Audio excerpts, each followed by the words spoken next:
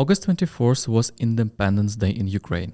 This is what a greetings from our crazy neighbor looks like. They launched missiles at the railway station in Chaplin. Station, nearby houses and passenger carriages were damaged. They simply burned. We had 25 killed and 31 injured. This is a real face of Russia, the absence of any values. Totally a terrorist country. If you think that Russians choose their targets in some special way, you are wrong. What prevents them from launching missiles at an ordinary, unremarkable station? Nothing. This happened at the Malin railway station, which is located in the north of Ukraine, not far from Kyiv. Missile landed right in the middle of the tracks. Just look at that blast funnel. And now look what happened to the train that was at the station.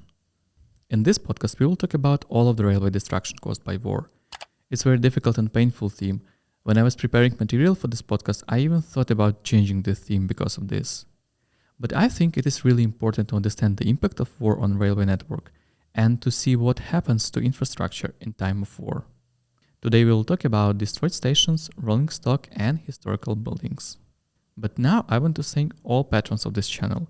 It would be very difficult without you, and your subscription is a great motivation for me to continue. Link to my Patreon is in the description and on the first comment. So let's start with the fact that total length of the front reaches 2,500 kilometers, of which more than 1,000 kilometers is an active war zone.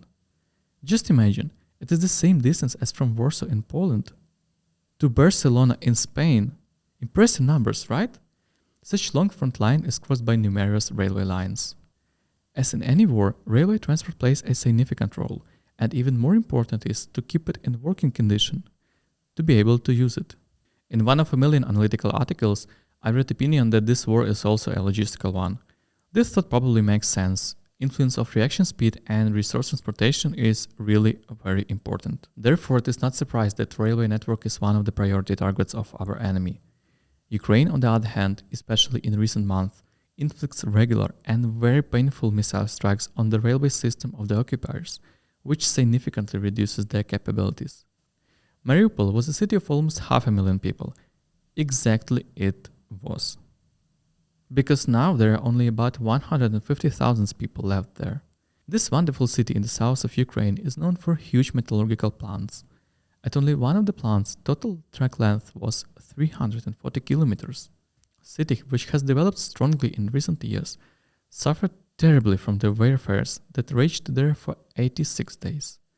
Heroic defenders of Ukraine all this time defended city in a complete circle.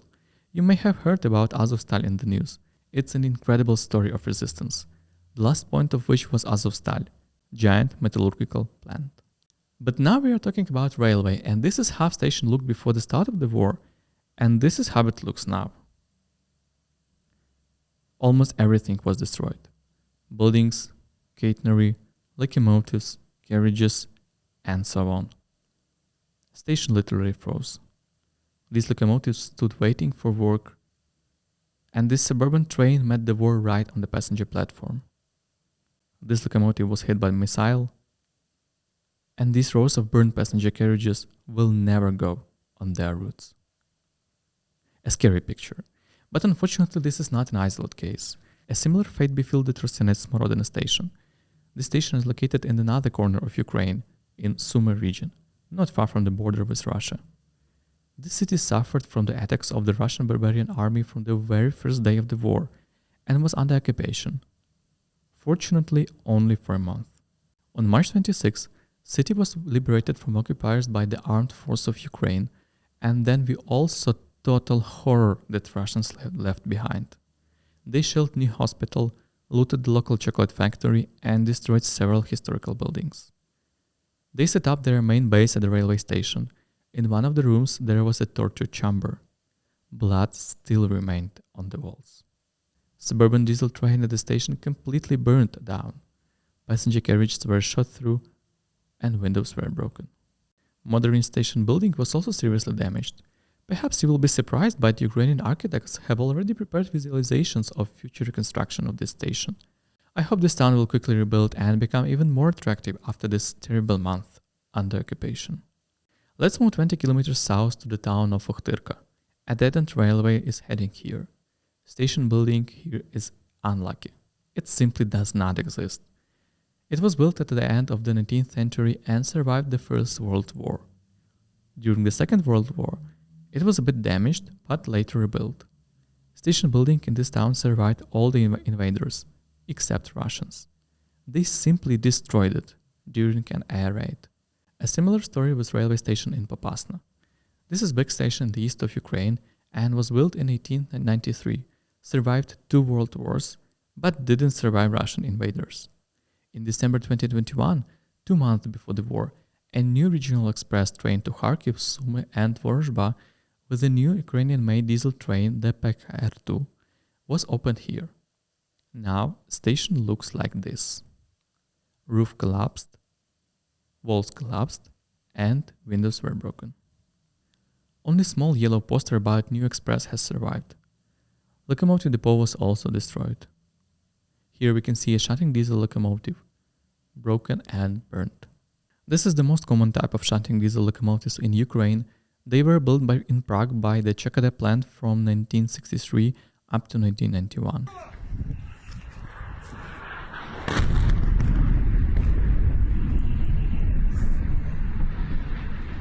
Railway enterprises also suffer. On the morning of June 5th, all of Kyiv woke up again to missile attacks. Explosions rang out at Darnica wagon repair plant. This is a large plant located in Kyiv. It repaired open wagons and grain hoppers. Russians once again lied that the target of the strike were tanks and armored vehicles that were inside. On the same day, Ukrainian Railways invited journalists to the plant to show that there is no military equipment at the plant. This list can be continued for a very long time. You know about the destruction of Borinkovo station. It is one of the hot spots in the east of Ukraine. Historic station in Zaporizhia, which was also built in 1904, was also damaged by missile strikes. Personally, for me, it is very painful to look at these photos because railway architecture in Ukraine is a very interesting topic. Despite the rather insolent attitude to historical heritage in Soviet times and the fact that Ukraine was the skin of both world wars, so many original station buildings have been preserved in Ukraine. In different styles, from classicism or secession to modernism. It is especially interesting to observe this style change while traveling in Ukraine. This contrast is very visible. For example, in the western part of Ukraine, where so many railway stations were built during the Austro-Hungarian times, and in central eastern part, where Russian Empire was on those days. That's why we call Russian barbarians, because they have no values. Next pain point is Kramatorsk, in the east of Ukraine. A missile strike right in the middle of the station, and especially dangerous debris flying in all directions at tremendous speed, injuring and killing people. I remind you that this is an active station. It works. Evacuation trains departs from there. But the worst happened in Kramatorsk 4 months earlier. This city, which is quite close to the front line, became one of the evacuation hubs for civilians. On April 5th, Russians destroyed overpass nearby and blocked the only possible exit by railway. As a result of shelling, 3 evacuation trains in Slovyansk and Kramatorsk were blocked. Passengers of blocked trains were accommodated at the station, while railway workers in complete danger restored railway tracks. But after 3 days, Russian barbarians launched 2 missiles directly at the railway station, where there were thousands of people fleeing the war. 61 people died, 121 were injured. I have no words.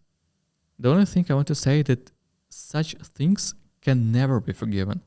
And these people, this government, and this country must be held accountable for their atrocities. Because children's toys just shouldn't look like this. Never. And what about locomotive depots? The same situation. On the night of March 6, enemy launched missiles on the locomotive depot at the Korostyn railway station in northern Ukraine. At least 2 diesel trains and depot buildings were damaged. Situation with locomotive depot in Mykolaiv is even worse. There is little information freely available, but destruction there are significant. According to reports from the head of Ukrainian Railways, we managed to evacuate a significant part of rolling stock to safer places. All rolling stock continues to work on other routes. Situation from 2014, when we lost so many locomotives and carriages in Crimea and occupied territories in Donbass due to negligence and unexpectedness, has not happened again. Ukrainian Railways has done this job quickly and efficiently, thereby saving resources for stable operation. This is only a small part of all destruction, and of course we don't know about so many others. These are realities of war. But despite all this, railway system continues to work. Evacuation has not stopped. Trains are running on schedule. All this happens at the cost of truly enormous efforts of railway workers who day and night, in danger, continue to work and move Ukraine forward to our victory. We live in amazing times, when it is so clear how human courage and devotion to motherland completely overshadows all these disgusting attempts to capture and destroy us. I hope you found this podcast interesting. Don't forget to like and subscribe. Share your thoughts with me in the comments. You can also suggest different topics for discussions. Support Ukrainian Army. Link to Ukraine's largest charity fund, Come Back Alive, is in the description and in the first comment. All new patrons will receive a postcard from me. Today we have a postcard with tractor carrying a downed Russian fighter jet.